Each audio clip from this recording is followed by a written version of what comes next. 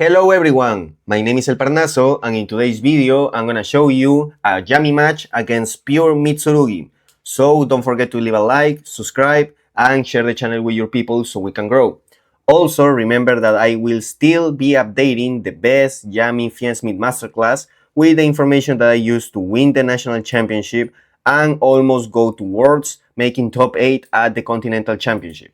It already has over 5 hours of content that will eventually become 6, that will eventually become 7, and even 8 hours.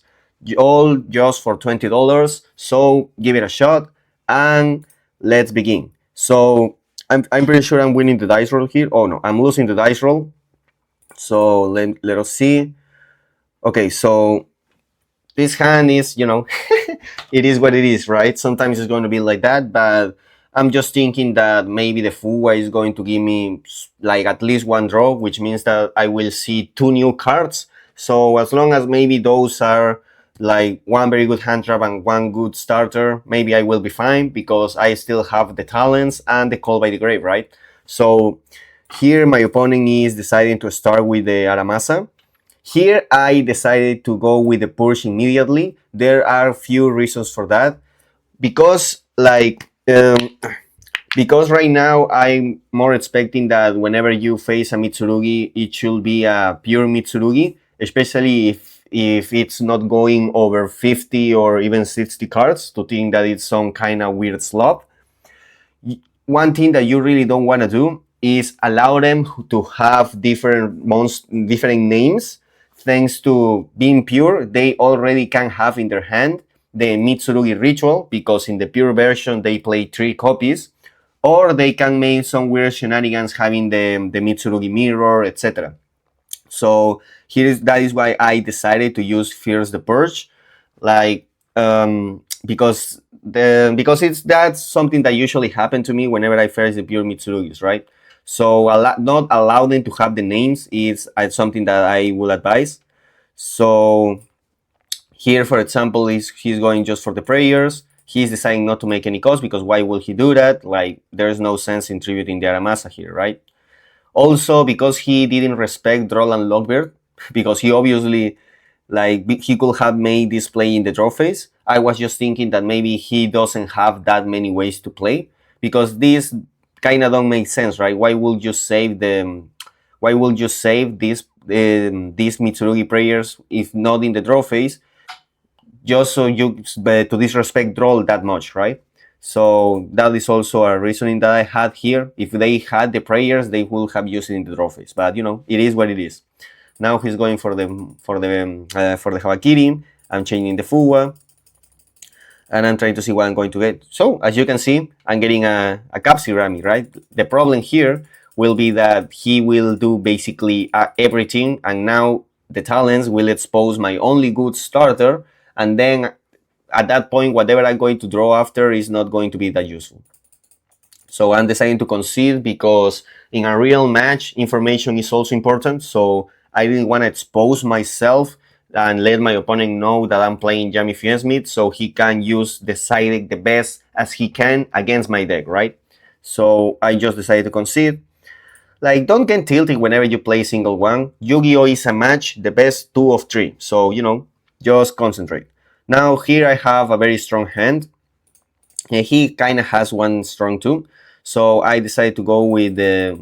Well, if you watch my masterclass and you watch the combos and the logic behind the combos, you will understand a lot of things that's happening here, except one thing that I will explain. Don't worry about it. So here I'm going for the usual blah blah blah blah blah blah blah blah blah. Yeah, you all know that shit, and you all know it deeper if you watch the content in the masterclass with the logic of the combos whenever you draw this kind of shit. So here is the different thing. Here I know already that he's playing pure Mitsurugi, and I'm trying to respect the Fidraglis Harmonia, right?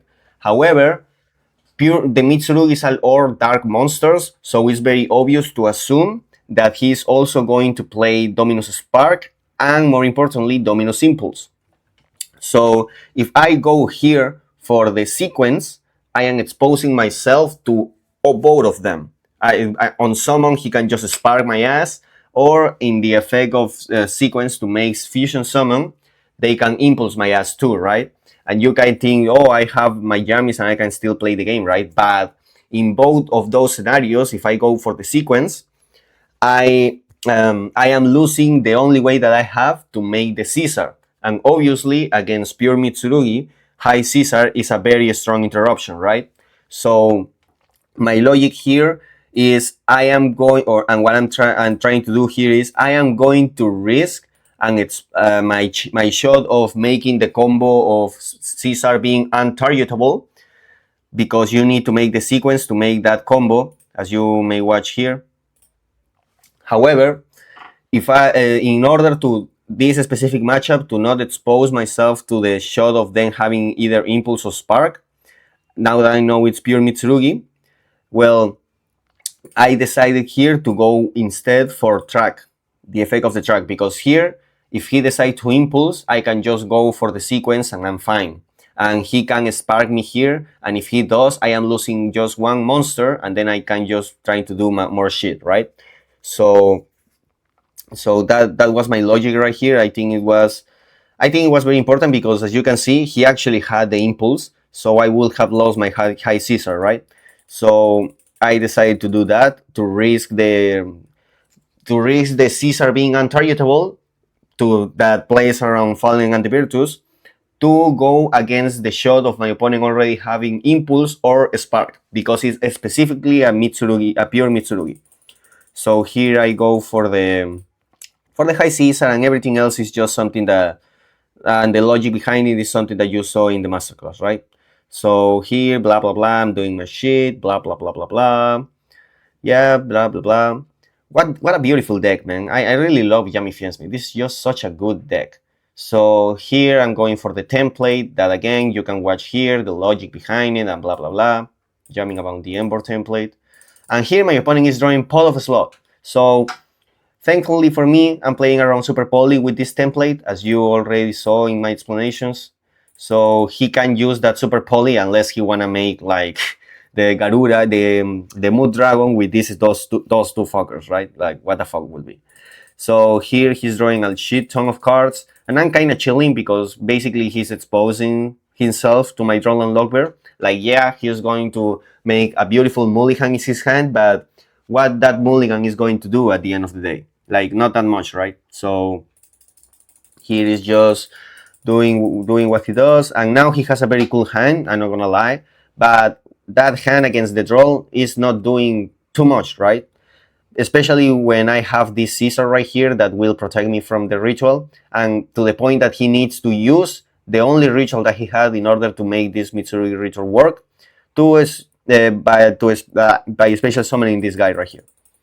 Now, the problem right here is that he couldn't even go for Mitsurugi ritual to special summon Murakumo from deck, because SP Little Knight would have vanished with the Mitsurugi that he has on field, and he wouldn't have any monster to tribute. And if he tried to go to battle and attack the SP to try to play around that, my Link Kuribo can protect it. So, very good deck. And because of the draw, he couldn't do anything fucking else with all the other spellcasts that he has, right? So now I'm going second. I have 4 hand traps, which is great, the point of the deck, and 1 starter. So he has the Habakiri, again, weird. So I'm just gonna ash that shit, like, to waste the Sagi. No reason to use it on the hand effect. Now, because he decided for some reason to side hand traps instead of more ways to play, he is going to set that card instead of trying to play the game. Nice. Now I'm drawing an extender, and here I think I made a mistake. I think I should have go with normal summon Bell to go for the Almirage lines, jamming about Salamander Almirage, and especially to play around a most likely Super Poly here, because if I don't see a Mitsurugi playing the game, obviously these two sets has to be non-engine, and like most likely one Dominus something and the other one like a quick spell, or like Fallen at the Virtus, Super Poly, blah blah blah. So I think I got greedy here, because I wanted to save my hand traps to any possible starter that he may draw, right? So I think that was a mistake, but not the end of the world. But my logic here was I'm going to use my starter to push any kind of to make him waste cards, and then with the Yami Surprise, I will just guarantee playing steel. And because of this logic, I expose myself very stupidly to Super Poly. So obviously a big mistake here. I should have go with the Almirage, and I get punished by it. And you will get punished by it if you don't respect the power of Salamangreat Almirage here. So now I am saving all my shit. He draws and yet another Aramasa, because obviously, yeah, when this deck draws its shit, like it feels amazing and whatever you want. However, if they don't, the deck is really stinks and stain in this kind of scenarios, right? Like during weird shit that basically is desperate to try to look for a way to play. Now here I decided not. I was thinking about it, but I decided at the end to not negate the Aramasa, because unlike the single one scenario, I have basically information of a lot of shit here. I know that this set is not a Mitsurugi way to play, because he will have used it in the prior turn, right? Because by him discarding the Super Poly, I know that ever since his turn 0, he had this Aramasa in his hand, right? So I know that this Aramasa resolving is not going to do that much, because if this card will do something useful, he will have normal summon it in turn 0, right? To the point that he decided to save it as a fodder for Super Poly. So this is why I decided not to put myself in the risk of single one, because I know that whatever he's adding is not going to do shit, at least at this point. So I'd rather save this card for something else. For example, here I was thinking about saving for the Chaos Angel that he may summon, and whatever he can do next with these two bodies, right? Maybe an SP Little Knight, etc. So here, after that, obviously, after not doing shit with this guy, he is going to just to battle, guarantee some damage, and then he goes for the Lizard. Now here is very important, because he's going to see weird, but I decided to Dominus Purge the Garura. Why? Because regardless of whatever I draw, I have two different ways to play already. I have the Yami Surprise to get me a Yami, and I have the Ghost Bell to make Almirage, so I can have a link 1 for my Yamusement Mignon, right?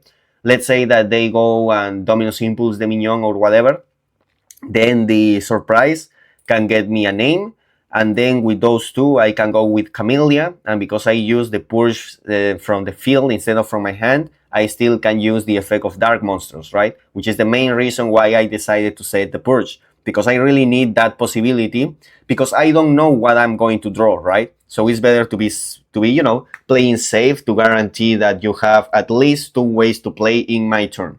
So I decided to go with Dominus Purge on the Garura, because I know that he's brick, that he don't have basically shit.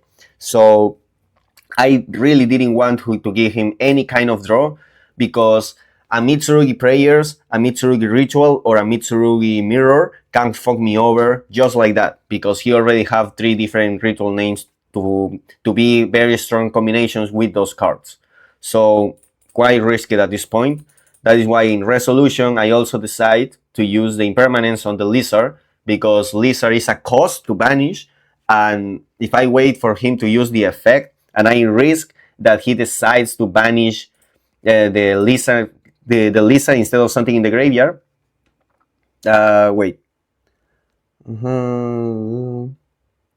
I mean, yeah, I could have waited for him to use the effect. Now that I realize it, I was just kind of rushing, I think, at this point. But regardless of that, the point is that I wanted to make the Infinite Impermanence on the Lizard, because yes, it can banish itself, because there's nothing else to target on the field, so he needs to banish any of these 3. However, and that was a mistake. Yeah, you can see that I was rushing at this point, but I should have waited for him to banish a reptile, so I can negate it. Nevertheless, the point here is that I didn't want him to get any new card, so I was just going to use the Impermanence in the Lizardos, so I can still have my 2 ways to play. I already know two different monsters in two different cards in his hand, so I have to worry just about the other two. And most likely, the third card in his hand was going to be the Murakumo, because he didn't add it with the Aramasa, right? So at the end of the day, I was just getting worried about one card, which is the Set Unknown, and two cards, two different ways to play, with the Almirage normal summoning the Ghost Bell, and the Yami Surprise getting me another monster if something happens to that Almirage or the Mignon. I think it was a lot better than just, trying to see what he could draw. So obviously he's going to pass. I'm drawing the Spark because I was testing the Spark for this on that time on DB. I didn't like it that much, not gonna lie. So here I'm just trying to do my ways to play. I just didn't want to. You can see that I'm really saving this gospel. Like, I was just very stick to it, but my opponent knows that But let me see. So I'm going with the Capsi. Obviously, he's going to use the songs. Luckily for me, like, he didn't have any kind of track card, because that will have get kind of tricky with him adding Dominus Impulse or Spark. But now I can just basically win the game. I'm going with these two. Now I decided not. I am thinking about using the Snatchy effect here, but I think I will just go for the OTK, because I'm pretty sure I just can do it. Because now I can just go revive these two.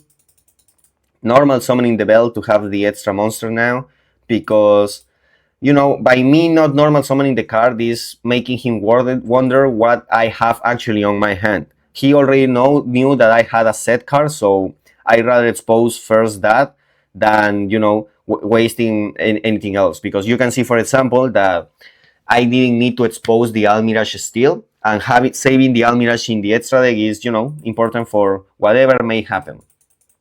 And here I can just go with my Fiensmith lines that will guarantee the whole OTK, because Engraver will send this.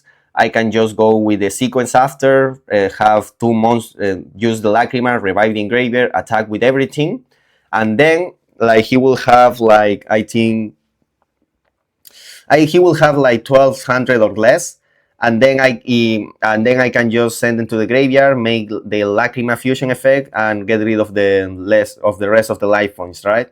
And if not, I can just go and leave the Caesar and win the game, because I have my Yami Circulation, the Caesar for whatever they can attempt to play, and a hand trap. So you can see that even though we made some mistakes, like not making Salamangreat Almirage at the beginning with the Ghost Bell to play around Super Poly, we could still win the matchup, because Yami Fiensmith is a very good deck. So if you enjoy it, leave a like, subscribe, share the channel with your people, give it a shot to the masterclass with a lot of content, a good review, and very high quality information. The next update will be about Fuwalos and some things to consider when you're playing this deck against that card. And I'll see you tomorrow. Bye bye.